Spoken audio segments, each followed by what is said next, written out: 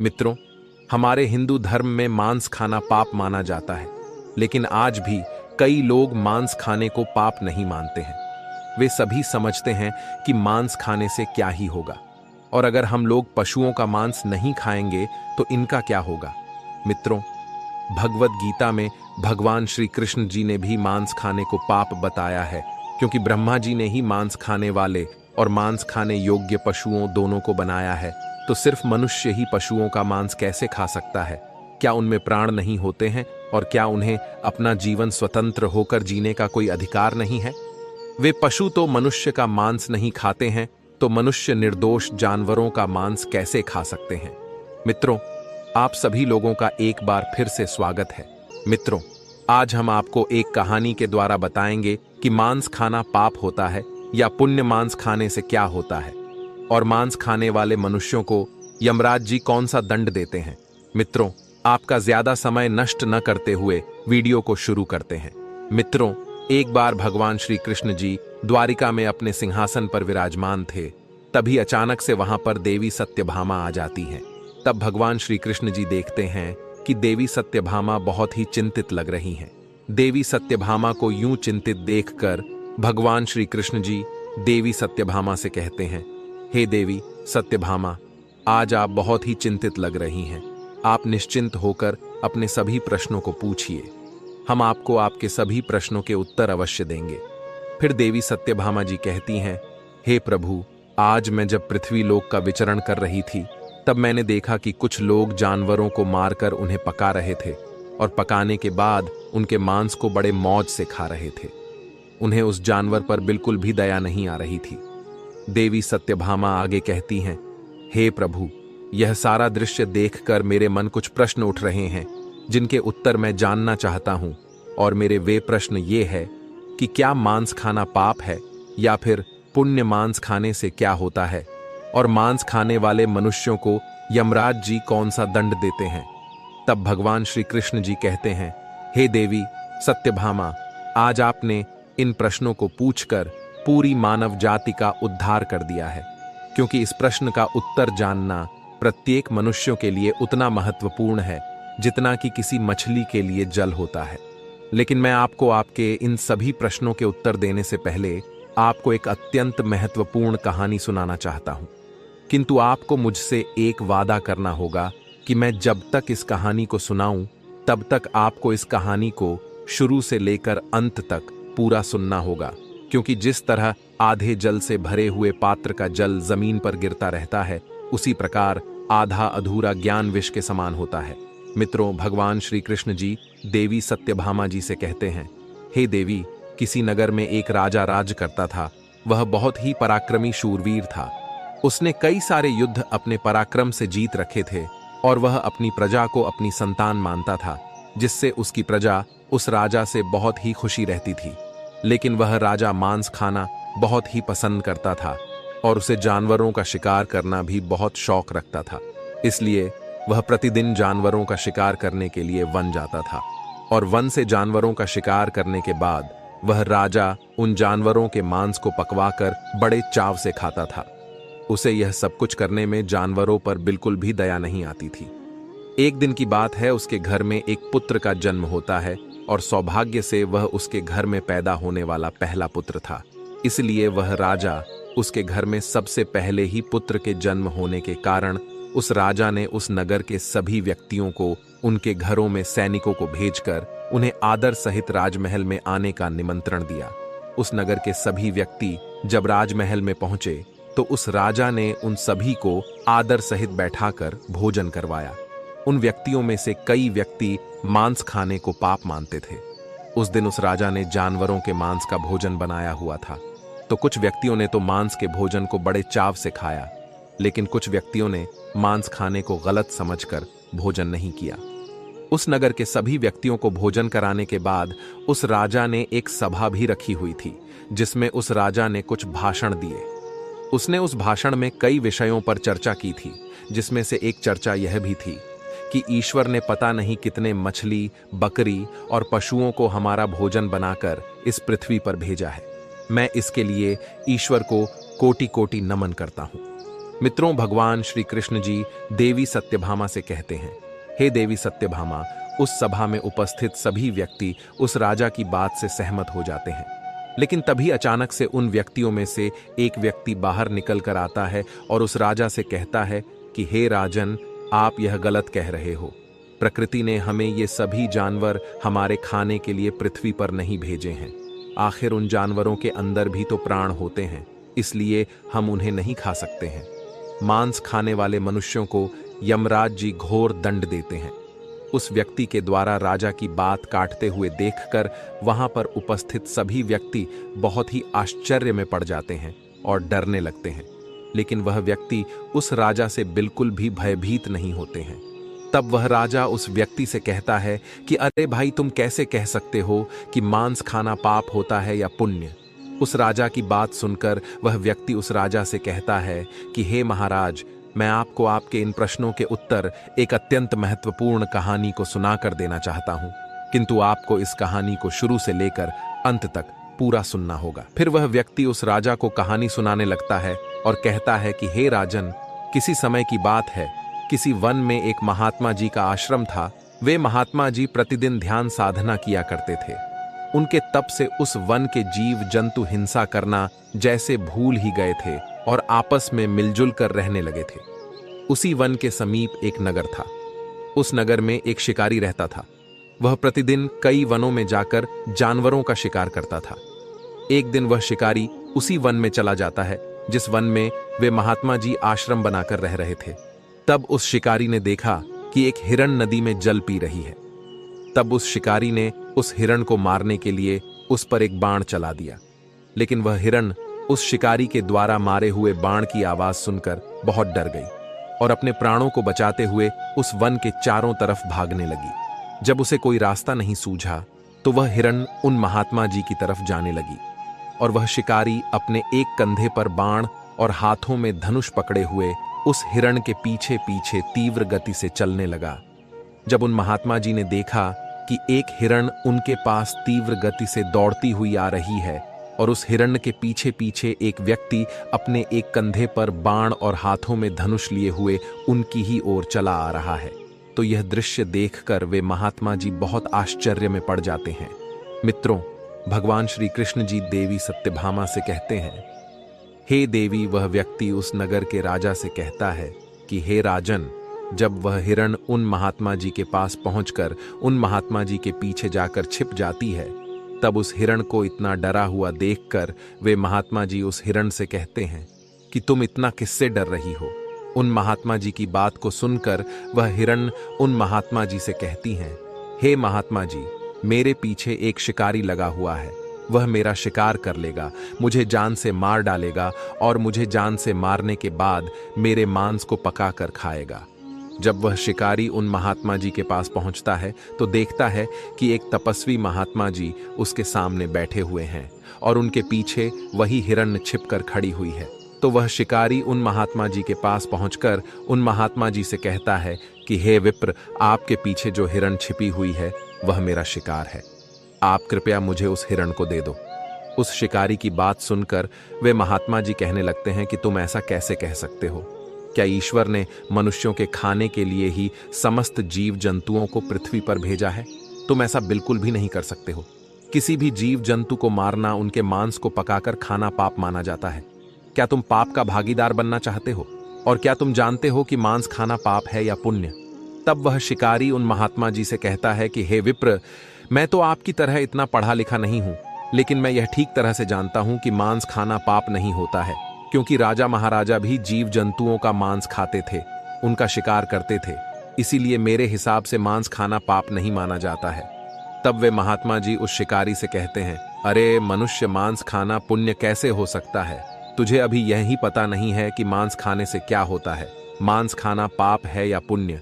उन महात्मा जी की बात सुनकर वह शिकारी उन महात्मा जी से कहता है, हे गुरुदेव, आप ही मुझे यह बताने का कष्ट करें कि मांस खाना पाप है या पुण्य, और मांस खाने से क्या होता है।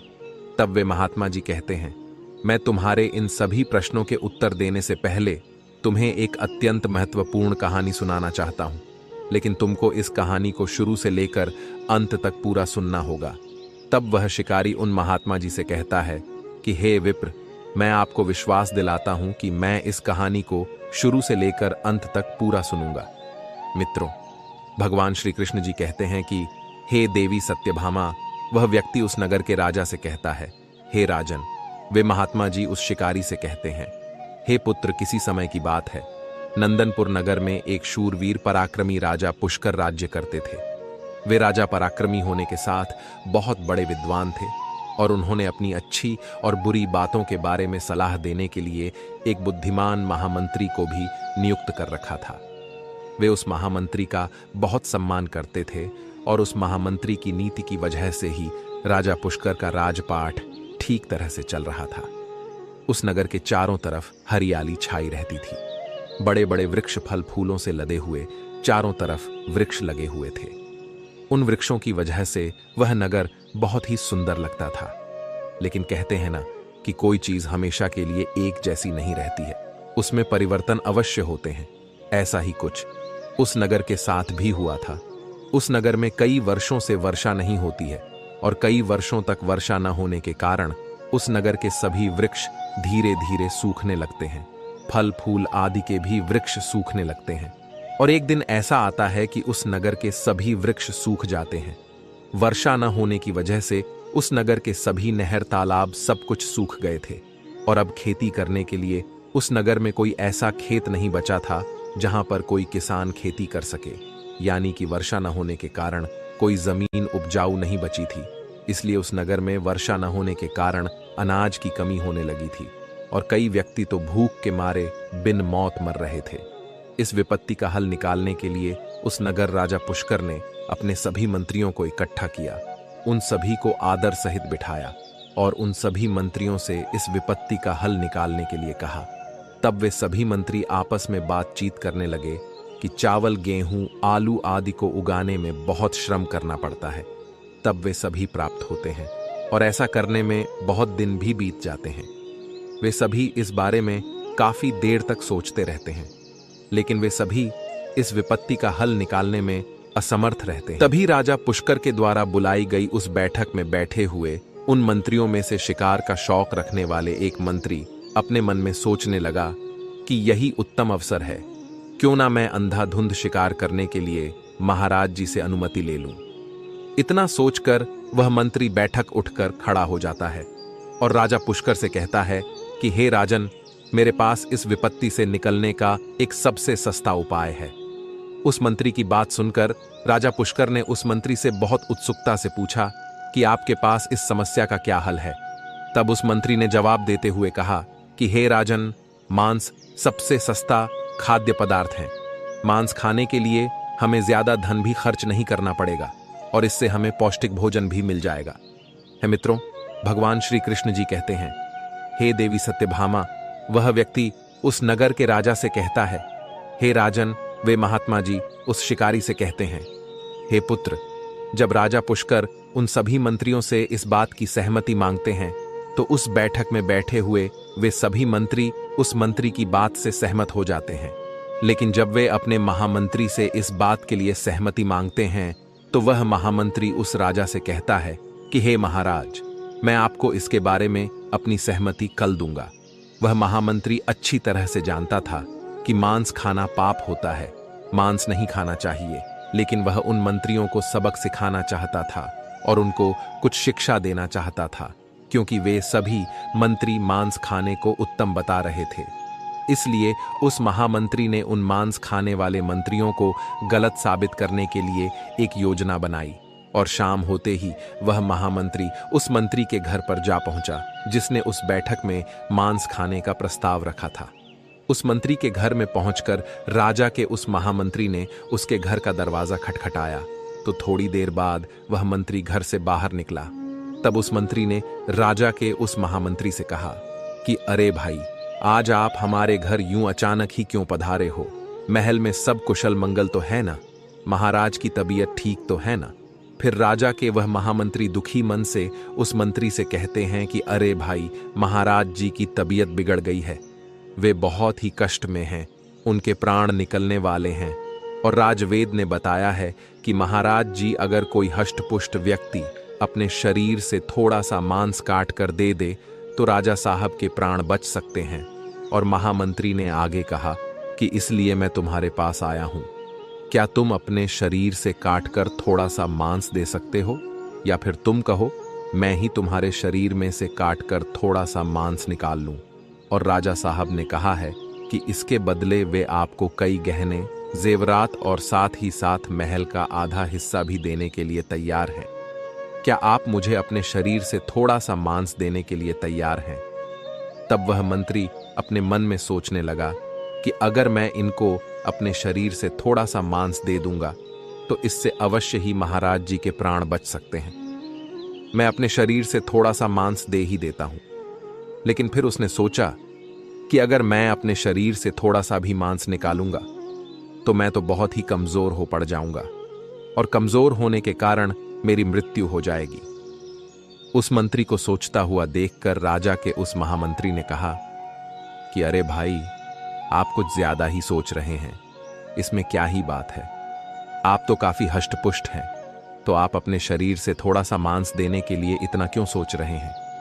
तब महामंत्री की बात सुनकर वह मंत्री कहने लगा कि मैं आपको अपने शरीर से थोड़ा सा भी मांस दे सकता हूं, क्योंकि अगर मैं तुमको अपने शरीर से मांस दे दूंगा तो मेरी तो मृत्यु ही हो जाएगी, इसलिए आप मुझे माफ कर दो।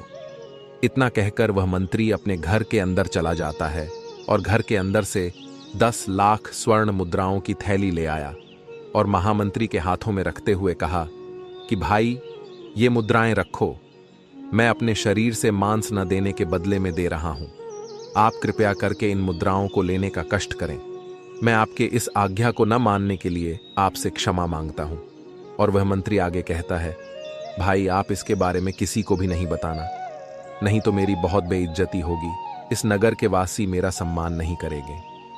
मित्रों, भगवान श्री कृष्ण जी देवी सत्यभामा से कहते हैं, हे देवी।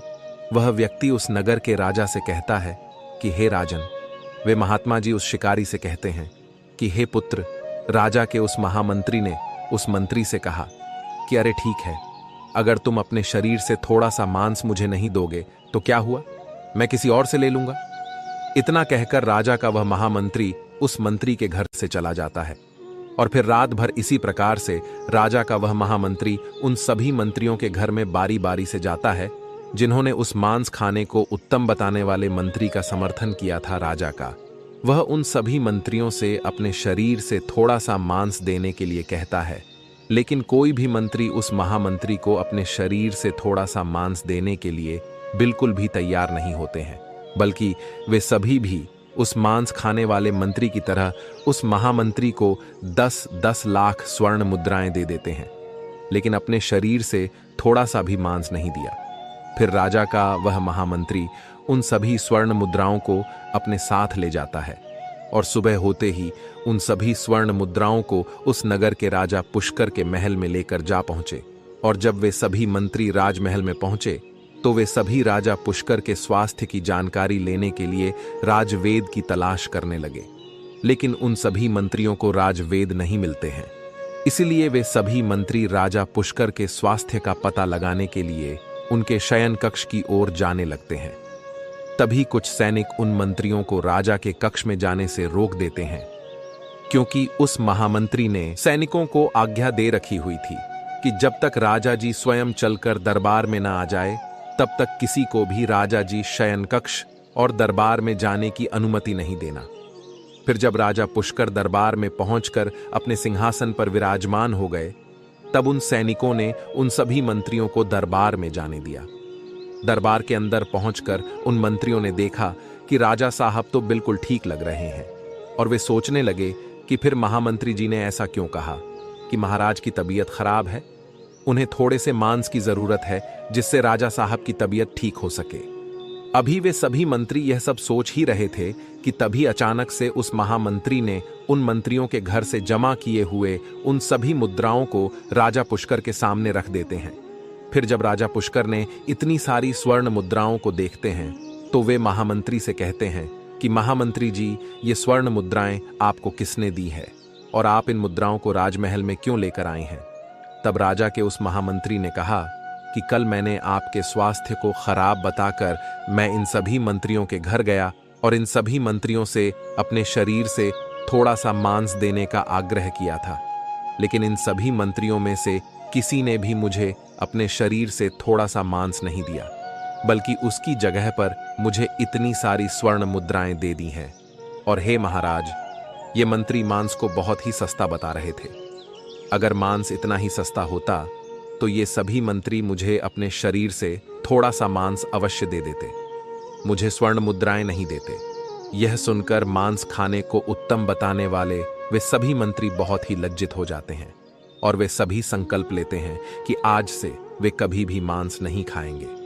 मित्रों, भगवान श्री कृष्ण जी देवी सत्यभामा से कहते हैं, हे देवी, इस कहानी को सुनकर वह शिकारी भी बहुत प्रभावित होता है।